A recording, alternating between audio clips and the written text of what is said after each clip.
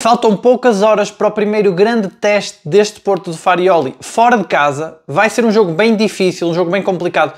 O Porto já não vence em Barcelos há 3 anos e tivemos então a primeira conferência de imprensa de antevisão do treinador do Porto. Eu estava muito curioso para ver como é que ele faz uma antevisão. Como eu dizia, cada treinador tem a sua maneira própria de falar à imprensa. O Farioli parece-me igual à equipa, muito objetivo, muito claro, muito focado. Parece-me que em comparação com os anteriores treinadores do Porto, Sérgio Conceição, Vítor Bruno e principalmente o Anselmi, o Farioli não dá muitas explicações. O Farioli não quer explicar muita coisa aos jornalistas. Não sei se é uma das lacunas que ele identificou do ano anterior, que realmente o Anselmi às vezes dava a impressão que entregava, se fosse preciso, até a tática e a estratégia, e o Farioli aqui parece bem blindado para a imprensa, não dá muitos pormenores. No entanto, ele vai passando aquelas ideias base, aquelas ideias-chave, que são realmente imagem de marca do Porto, cada vez mais. Ele faz questão de focar sempre nesses pontos, que são a liderança, a intensidade, a entrega, a dedicação, sempre no mesmo tom. Ele recusou dizer que este plantel é inexperiente, disse que o plantel tem muitos líderes, e com as pistas que ele nos dá sobre quem são os líderes, já conseguimos perceber que, por exemplo, o Eustáquio vai ficar no plantel, não é um ex-sedentário, como dizia muita gente aqui nos comentários, e eu próprio cheguei a questionar se seria ou não. Ele inclui o Eustáquio nessa lista de líderes, portanto ele não vai sair. Ele falou do Diogo Costa, Bednarek, o Eustáquio, Cláudio Ramos, Alan Varela, ele a ver o Alan Varela como um líder, também aqui uma pista para que o Alan Varela realmente vai ser o titular, mesmo que cheguem mais números 6, já vamos analisar os rumores de mercado daqui a pouco. Também incluiu aqui o Luuk de Jong, como é óbvio, o Luuk de Jong como jogador mais velho, o reforço mais velho, naturalmente que chega aqui para liderar a equipa, não só para meter pressão no Samu, mas também para trazer essa experiência a um ataque do Porto que é muito jovem. O Farioli volta a insistir na tecla de que o Porto ainda está em construção, e ele continua a dizer que o Porto cometeu muitos erros de concentração e de pressão contra o Vitória de Guimarães. Eu continuo a dizer que eu achei que a exibição roçou a perfeição, principalmente nesse ponto de dedicação, pressão alta. O Porto foi incrível. No entanto, Farioli continua a dizer que houve muitas falhas. Eu fico muito curioso para ver como é que vai ser o Porto que Farioli quer, porque vai ser muito melhor que o do Vitória de Guimarães. Pelo menos esta é a idealização dele. Eu não sei se isto é só fruto da exigência que ele tem para com a equipa, mas é engraçado que ele continua a tocar nessa tecla de que quer a equipa mais focada ainda, a fazer mais pressão alta ainda, com ainda mais intensidade. Como diziam aqui nos comentários do outro vídeo, e vocês sabem que eu leio os comentários todos, foi engraçado que havia muita gente que falava disso.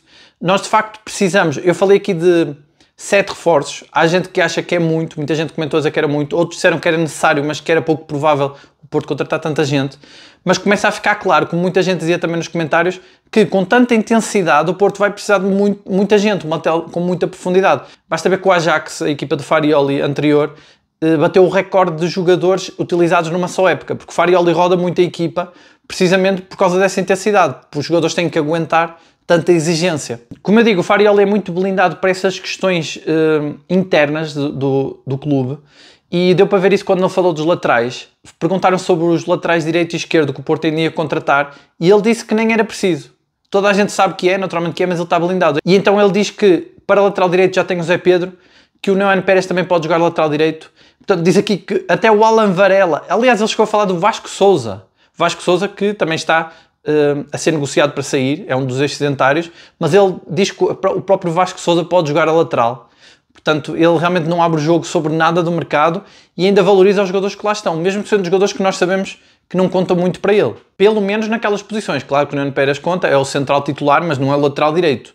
Nem é bom para uma equipa que quer, que se propõe a vencer tudo e a fazer um campeonato muito bom, jogar com o Neoan Pérez ou com o Zé Pedro a lateral, ou com o Vasco Sousa muito menos. E mais uma vez, aborda a questão do Rodrigo Mora. Eu acho que ele fazia melhor em não tentar explicar nada. Ele tentou explicar mais, o que mostra que é de facto o ponto que está mais a incomodar o Porto neste momento. Eu diria que é o único ponto estranho deste reinado de Farioli, porque o Porto realmente está com atenção ao detalhe, está a preparar muito bem a época começaram muito bem, mas de facto o Rodrigo Mora está aqui uma questão um bocado estranha, que pode minar a equipa. Claro que se a equipa continuar como está, em princípio é o que eu digo, acho que isto vai se resolver com a saída do Rodrigo Mora. Mas Farioli tentou explicar e acho que meteu os pés pelas mãos e acabou por não explicar nada e ainda aumentou as dúvidas. Ele disse que queria esclarecer de uma vez por todas, eu acho que não esclareceu de uma vez por todas, aumentou as dúvidas. Ele começou por explicar que o Rodrigo Mora não jogou frente ao Vitória de Guimarães porque ele teve que fazer 2 substituições forçadas e então não podia colocá-lo. Ok, esta explicação faz sentido, só que depois mais à frente ele explica que o Rodrigo Mora não é apenas médio e que não tem que jogar apenas no lugar do Gabri Veiga, que pode também jogar como extremo ou segundo avançado, e é aqui que não faz sentido, porque nesse mesmo jogo que ele diz que teve que fazer substituições forçadas, ele colocou o William Gomes. Ora, entre o William Gomes ou o Rodrigo Mora, se o Rodrigo Mora conta como extremo, temos aqui um novo dado. Ou seja, o Farioli conta com o Rodrigo Mora como extremo e segundo avançado. Então, o Rodrigo Mora poderia ter entrado em vez do William Gomes. E depois disse ainda que o Rodrigo Mora poderia jogar noutras posições, não especificando quais. Ao abrir o leque de posições que o Rodrigo Mora pode jogar, ele só acabou por deixar ainda maior a dúvida, então porque é que ele não joga se ele pode jogar em tantas posições? Para mim é claro que o Rodrigo Mora não tem o estilo, não é o estilo de jogador que o Farioli valoriza mais, só que o Rodrigo Mora tem muito talento, é o jogador mais querido pelos adeptos. E ele sabe disso e por isso que ele volta a reforçar que o Rodrigo Mora é a peça fundamental, que é o futuro do Porto, que conta muito com ele, que é um jogador muito importante para Portugal. De facto é um jogador que quase se estreou pela seleção, foi até à Liga das Nações e de facto é o futuro da seleção também. Só que realmente fica aqui uma situação complicada, dá a impressão que o Farioli não quer um jogador com as características do Rodrigo Mora, mas ele faz parte do plantel e o Farioli está a tentar adaptá-lo. O Farioli acaba por até dizer que o Rodrigo Mora precisa de jogar melhor sem bola e que o está a treinar mais para isso, que o está a preparar para isso. Isso pode ser interpretado como uma coisa boa, mas também pode ser interpretado como uma crítica ao Rodrigo Mora, dizer que ele não sabe defender ou que não sabe posicionar-se sem bola. Enfim, é uma situação muito complicada e delicada aqui. Na minha opinião, o Rodrigo Mora tinha lugar a titular nesta equipa, então se conta como extremo, mais ainda. Eu acho que o Rodrigo Mora partiria à frente do William Gomes, por exemplo. Ou poderia até ser esse extremo direito que o Porto tanto procura. Até aqui eu tendia a concordar com as pessoas que diziam que Farioli estava apenas a adaptar o Rodrigo Mora a médio, a número 10, para jogar mais no lugar do Gabri Veiga. Enfim, está confusa esta situação do Mora. Deixem nos comentários o que é que vocês acham também. Eu acho que está muito complicado para o lado do Farioli. Mas também acho que o Porto, enquanto estiver forte, isto é uma não questão. E o Porto vai então com o máximo de confiança, com a confiança em alta para este jogo frente ao Gil Vicente. Apesar de ser esse tal jogo difícil, o Farioli também disse que analisou ao detalhe esta equipa de Gil Vicente, que está ciente de que é um adversário difícil, que está ciente que o Porto já não vence há 3 anos. Ele diz até que analisou os jogos do César Peixoto noutros clubes para ver como é que ele orienta as equipas. A ser verdade, então o Farioli prepara muito bem este jogo, que vai ser um jogo de risco, eu espero que sim. Espero que ele também tenha em mente as dificuldades e as diferenças dos vários estádios em Portugal, a jogar fora. No momento que estou a gravar este vídeo ainda não sei os convocados, deve estar a poucas horas de saber os convocados. No entanto, temos aqui uma pista. O Tomás Pérez não foi convocado pela equipa B, que perdeu 4-0, foi de facto uma derrota muito pesada, que já levantou ali vários problemas ali na estrutura da equipa B. O próprio treinador já fez duras críticas à equipa. E o Tomás Pérez não jogou, não foi convocado para a equipa B, o que nos dá uma pista de que ele pode ser convocado para o jogo com o Gil Vicente.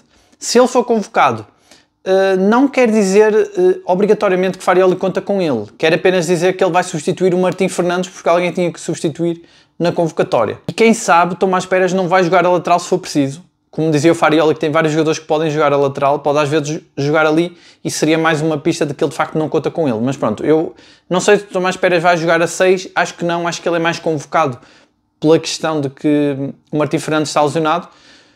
No entanto, não deixa de ser uma vitória para o Tomás Pérez, que disse que não queria ser visto como sedentário e que queria ficar mais um ano no Porto, como dissemos no outro vídeo. Ele ainda é um jovem também de 19 anos e que pode dar muito ao clube, ele acredita nisso. Eu acho que ele não tem as características físicas que o Farioli tanto aprecia, no entanto é um jovem que ainda não mostrou muito no Porto realmente, nem com o Anselmi, nem agora, que ainda não jogou, mas pronto, é a primeira convocatória dele. E às vezes uma sorte, uma entrada em campo que corre melhor pode fazer a diferença e mudar o rumo do jogador. Basta ver o que aconteceu com o Zaidu. O Zaidu, que era sedentário, depois, por causa da lesão de Francisco Moura, chegou a ser opção. Depois, quando ele já achava que era opção, jogou o Martim Fernandes no lugar dele. Ele pediu para sair porque viu que não era titular e agora de repente vai ser titular e pode até ser o último jogo dele, mas até uma grande exibição do Zaidu pode fazer com que ele fique. Eu tenho visto muitos artigos de opinião e tenho lido muito sobre o Zaidu. É engraçado, mesmo nos comentários, no vídeo anterior, é engraçado como há gente que gosta muito do Zaidu, que de facto é um jogador a Porto, que é um jogador experiente, já há muito tempo que está no Porto, que pode não ter toda a qualidade técnica de outros jogadores, mas que dá tudo em campo e que tem velocidade. E realmente é isso, o Zaidu é esse jogador que muita gente ama, muita gente odeia. É engraçado, como é um jogador que não é unânime, mas de facto, como dizia aqui há 2 vídeos atrás alguém nos comentários, o Porto deve-lhe um título, porque ele marcou um golo frente ao Benfica no Estádio da Luz, e é aquele jogador que é útil, mas realmente se chegar outro lateral esquerdo, em princípio ele sai e ele quer sair, é o que eu digo, mas às vezes uma boa exibição frente ao Gil Vicente pode mudar tudo. E por falarem em excedentários, Namazo já está confirmado no Auxerre. Eu tinha dito aqui que ele ia para o Birmingham, tudo apontava que ele ia para a Inglaterra, mas acabou no Auxerre, em França. O Porto tem sido muito eficaz no mercado de transferências e tem esta característica engraçada de que consegue colocar os jogadores e contratar jogadores sem a imprensa saber muito. A imprensa não consegue entender muito para onde é que o Porto se move e mais uma vez acontece. Tudo apontava para o Birmingham e o Namazo vai para o Auxerre. É um bom jogador o Namazo. No Porto já estava há muito tempo naquele limbo emocional de joga, não joga, não tinha eficácia à ponta de lança. Entrava para extremo ou para segundo avançado e entregava sempre tudo em campo, mas nem sempre fazia bons jogos. Acho que já estava emocionalmente desgastado e faz bem ir para outro clube. É a despedida do Namazo, em princípio, definitiva. Mas é um jogador que chegou a ser útil em alguns momentos. Podia ter sido mais útil. Mas como tem dito muita gente nos comentários, e é verdade, está na hora dele sair, e pronto, vai para o Auxerre, o Namazo. Alguém comentava aqui no vídeo de ontem que o Porto devia começar a olhar para os Emirados Árabes Unidos, para mandar para lá jogadores, porque eles pagam salários altos e têm mais dinheiro. O Gruitch era o primeiro que estava a ser falado para jogar, para ser vendido para a Arábia Saudita, apesar de ter o Estrela Vermelha nas preferências dele, por ser o clube do coração dele, mas o Porto não quer muito vendê-lo ao Estrela Vermelha, porque Estrela Vermelha não tem tantos argumentos financeiros. Mas parece que o Fábio Cardoso, que vinha precisamente daí, pode voltar para lá, porque parece que há mais interessados. Ele deixou uma boa imagem lá. E o Fábio Cardoso é um bom central. Eu tenho pena que ele não tenha mais oportunidades no Porto. Eu acho que ele até para quarto central é bom. É um jogador que dá sempre tudo em campo e é fiável. Acho que é um jogador útil. É normal que tenha interessados. Isto Emirados Árabes Unidos ou Arábia Saudita. No caso do Fábio Cardoso, seria mais Emirados Árabes Unidos, mas o Gruitch também tem interessados, mas é da Arábia Saudita. Agora sobre o mercado, o Porto continua muito ativo para colocar então os excedentários. Já temos essa pista que o Eustáquio não será excedentário, mas ainda falta alguns, nomeadamente o Ivan Jaime. O próprio Gruitch não está confirmado, apesar de poder estar por horas. O próprio Vasco Sousa. Eu não sei se o Tomás Pérez, mesmo que seja convocado. Também achei interessante, eu no vídeo anterior disse que achava que o Denis Gul também já não seria considerado excedentário, e havia alguém que comentava que ele agora tem a oportunidade de falar inglês. De facto, o Denis Gul fala inglês. Achei esse comentário pertinente, engraçado, é uma visão diferente, mas que realmente pode fazer diferença. Ele estava numa equipa onde se falava português e espanhol e agora tem um treinador que fala inglês, e muitos jogadores que chegaram, inclusive o Lyon, por exemplo, que também fala inglês, pode ajudar a integração dele. Vocês sugeriram, mais uma vez, vários reforços que o Porto poderia ir procurar no mercado. Quem quiser saber nomes bons para reforçar o Porto, é só ir à caixa de comentários do vídeo anterior, dos 2 vídeos anteriores. Vocês sugerem muitos nomes e bons. Confesso que alguns eu não conheço, tenho que ir pesquisar. Há um nome que não foi falado na última caixa de comentários, mas sim no outro vídeo, há 2 vídeos atrás, que é o Tyrell Malacia, do Manchester United. E é interessante como ele agora, hoje surge como notícia que o Porto está interessado nele. Não sei se foi por ler os comentários do vídeo, acredito que não, mas mostra que estamos aqui num bom caminho para encontrar reforços para o Porto. Ele jogou na Holanda, ou seja, o Farioli conhece-o bem, só tem mais um ano de contrato, ou seja, o Porto pode negociar bons valores, e ele é bom jogador.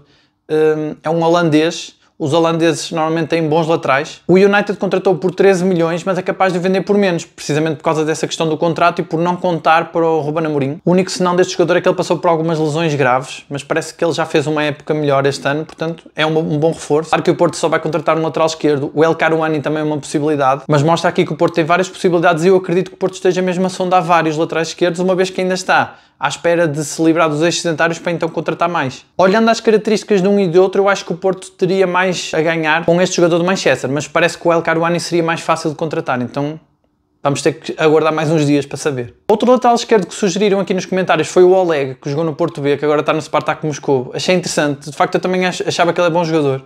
Em princípio não bem para o Porto, não sei se o Porto está interessado nele, acho que não ouvi nenhum rumor sobre isso, mas achei interessante essa sugestão. Era um bom lateral esquerdo que sabe o que é jogar no Porto. Houve alguém aqui também nos comentários do outro vídeo que sugeriu o Jamie Lowling do Stuttgart. Bem, esse seria um ótimo reforço, só que eu acho que ele é intransferível. E eu acho que ele tem propostas de outros clubes ingleses, propostas milionárias, não sei se 30 milhões para cima, recusadas. Eu acho que o problema é o dinheiro, mas seria um ótimo reforço. Mas vamos confiar, o Porto tem uma boa capacidade negocial, pode ser que até consiga. Muita gente continua empolgada com a opção do Sudakov, com essa possibilidade. O Sudakov é visto pelo Porto como uma alternativa se o Kenneth Taylor não vier.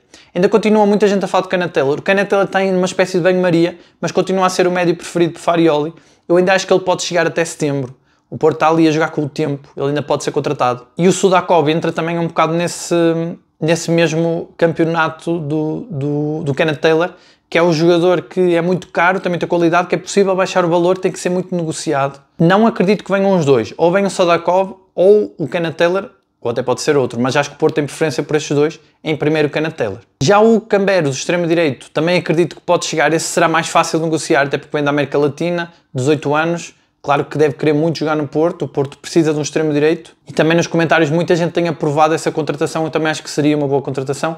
Vamos ter que esperar para confirmar todas estas movimentações de mercado, porque o Porto ainda está na fase 2 de se livrar dos sedentários, mas já tem aqui nomes que me parecem fidedignos. E como tem muita gente que comenta que os 7 reforços são muitos, eu diria assim, pelo menos 2, Kenneth Taylor e um lateral esquerdo devem chegar. Mas ainda acredito que podem chegar mais, porque temos ainda o Pablo Rosário, que é um jogador de confiança de Farioli, o Farioli indicou que o queria, e mesmo que o Porto não consiga contratá-lo, apesar de tentar desviá-lo do Al-Ain, onde ele já estava a caminho, essa transferência ficou meio suspensa, e mesmo que o Porto não consiga o Pablo Rosário, já está aqui um sinal que o Porto quer um 6, isso já daria 3 reforços, mais um defesa central 4, um defesa direito 5, um extremo direito 6, e aqui quando eu digo que são 7, seria mais um defesa central, que acredito também que o Porto tenha interesse, se houver alguma oportunidade de mercado. Agora eu quero saber de vocês, quero saber a vossa opinião sobre esta conferência de imprensa, a primeira de antevisão de Farioli. O que é que vocês acharam? Se gostaram do estilo dele, se acham que foi uma boa conferência, se concordam com tudo o que ele disse, inclusive é referente ao Mora, à liderança no clube, à intensidade, que ele diz que precisa de mais intensidade. Qual é a vossa expectativa para esse duelo com o Gil Vicente? Um duelo difícil, um jogo fora sempre difícil, sempre complicado. Qual é que vocês acham que vai ser o 11 inicial? Eu acho que vai ser o mesmo que jogou contra o Vitória de Guimarães. Só apenas a mudança de sair o Martim Fernandes e entrar o Zaidu. Qual é o vosso prognóstico? Quanto é que acham que vai ficar o jogo? No jogo passado com o Vitória de Guimarães houve alguém aqui que acertou o resultado e quase acertou os marcadores. Quem é que vocês acham que vai marcar os golos? Quanto é que vai ficar esse jogo? Eu estou com muita esperança em 2 jogadores para este jogo frente ao Gil Vicente. O Froholt e o Borja Sainz. Eu acho que eles vão ser essenciais. Porque eu imagino que o Zaidu vai subir muito. O Borja Sainz vai cair mais dentro da área e vai estar mais perto do golo. E o próprio Froholt vai ter que subir mais. Porque o Gil Vicente vai estar com uma defesa linha baixa.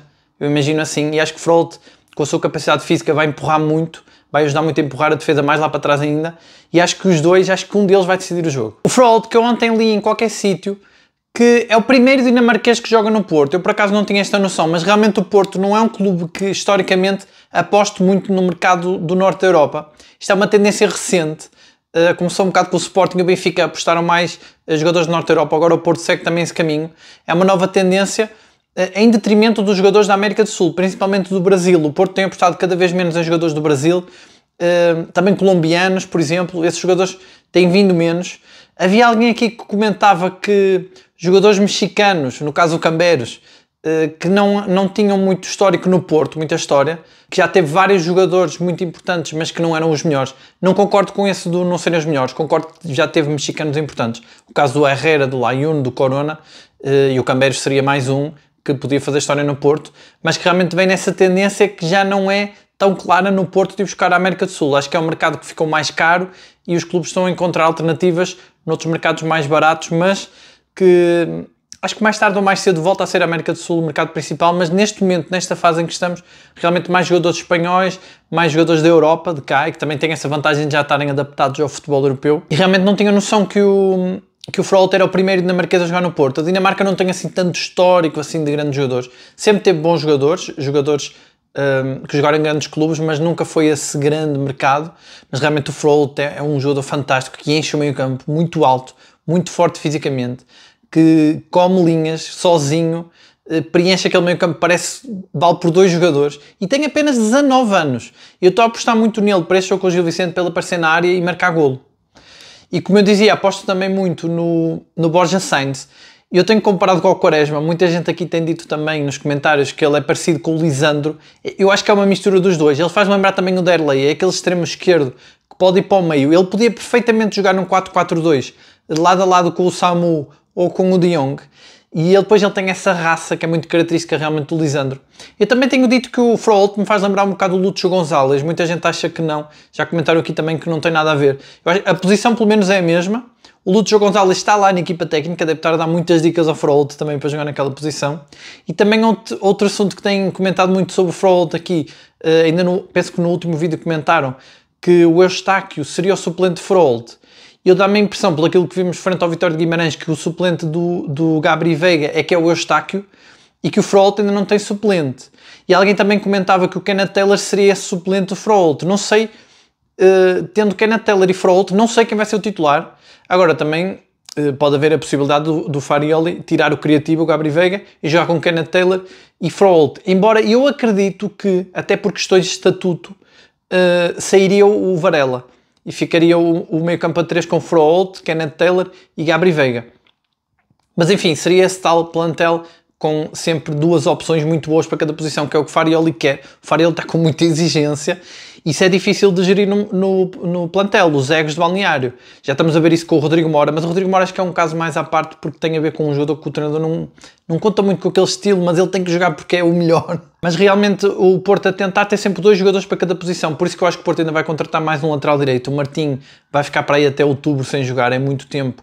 Ficar só com o Alberto Costa. O Alberto Costa é bom, eu tenho gostado do Alberto Costa, tenho dito aqui. Mas realmente o Farioli quer concorrência e pode ser que o Alberto Costa renda mais com concorrência. E é isso, deixem os vossos comentários, obrigado por assistirem, deixem o like, subscrevam o canal se ainda não subscreveram, um abraço a todos e até amanhã.